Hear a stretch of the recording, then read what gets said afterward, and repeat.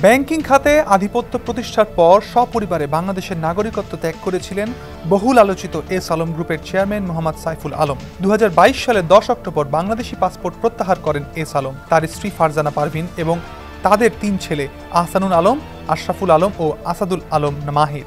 একই দিনে বিদেশি নাগরিক হিসেবে বাংলাদেশে স্থায়ী বসবাসের অনুমোদন পায় পরিবারটি।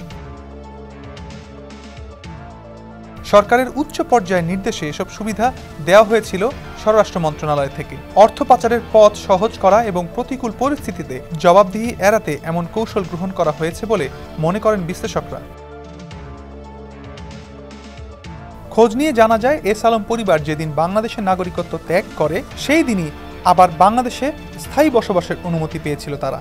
নাগরিকত্ব ত্যাগ ও স্থায়ী আবাসিক সুবিধা গ্রহণ বাংলাদেশে জটিল প্রক্রিয়া হলেও ক্ষমতার অপব্যবহার করে একই দিনে অতি গোপনে সচিবালয় স্বরাষ্ট্র মন্ত্রণালয়ে এই কাজটি করা হয়। স্থায়ীভাবে বসবাসের আবেদনপত্র অনুযায়ী 2022 সালের 10 অক্টোবর এস আলম ও তার স্ত্রী ফারজানা পারভিন, 3 ছেলে আহসানুল আলম, আশরাফুল আলম এবং আসাদুল আলম মাহির বাংলাদেশে স্থায়ী আবাসিক সুবিধা গ্রহণ করেন। বাংলাদেশের কোনো নাগরিকের এই সুবিধা অর্জনের সুযোগ বা প্রয়োজন নেই। নাগরিকত্ব ত্যাগ করেছিলেন বলেই তারা স্থায়ী আবাসিক সুবিধা গ্রহণ করেন।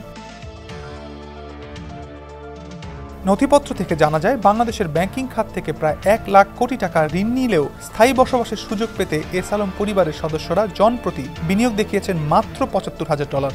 আইন বিশেষজ্ঞরা বলছেন, এস আলম ও তার পরিবার এমন কোনো দেশে নাগরিকত্ব নিয়েছেন যে দেশে দ্বৈত নাগরিকত্ব অনুমোদন দেয় না। আবার তিনি পরিবার সহ বাংলাদেশের স্থায়ী আবাসিক সুবিধা নিয়েছেন ব্যবসায়িক প্রয়োজনে, এটা নিশ্চিত। বাংলাদেশে বিদেশি কেউ বিনিয়োগ করলে যে প্রতিবন্ধকতার সম্মুখীন হতে হয় তা এড়াতেই এস আলম পরিবার এই পন্থা অবলম্বন করেন। একই সঙ্গে 2 দেশে ব্যবসা বাণিজ্য পরিচালনার মাধ্যমে অনেক অর্থ পাচার করেন। মন্ত্রণালয় সূত্র জানায়, বাংলাদেশে যদি কেউ বিদেশি বিনিয়োগ করে তবে তাকে স্থায়ী বসবাসের অনুমতি দেওয়া হয়। বিনিয়োগের পরিমাণ হিসেবে কমপক্ষে $75,000 হতে হবে। এক্ষেত্রে অবশ্যই ওই ব্যক্তিকে ভারী শিল্পে বিনিয়োগ করতে হবে। এস আলম পরিবারের সদস্যদের স্থায়ী বসবাসের অনুমোদনপত্রে উল্লেখ করা হয়, বাংলাদেশের বাসিন্দাদের মতো তারা সব অধিকার, সুযোগ সুবিধা ও যোগ্যতার অধিকারী হবেন এবং বাংলাদেশের নাগরিকের মতোই দায়িত্ব ও কর্তব্য থাকবে। বাংলাদেশের শিল্প বা বাণিজ্যিক প্রতিষ্ঠানে বিনিয়োগকৃত অর্থ আবেদনকারী তার স্বদেশ অথবা বাংলাদেশের বাইরে অন্য কোনো দেশে ফেরত বা প্রেরণ করতে পারবে না, অন্যথায় তার স্থায়ী আবাসিক সুবিধা বাতিল বলে গণ্য হবে।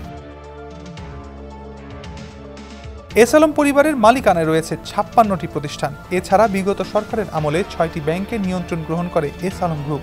শেখ হাসিনা সরকার ক্ষমতাচ্যুত হওয়ার পর এসব প্রতিষ্ঠানের শেয়ার হস্তান্তরের উপর নিষেধাজ্ঞা আরোপ করা হয়েছে। সেই সঙ্গে এস আলম ও তার পরিবারের সদস্যদের ব্যাংক হিসাবও জব্দ করে সরকার।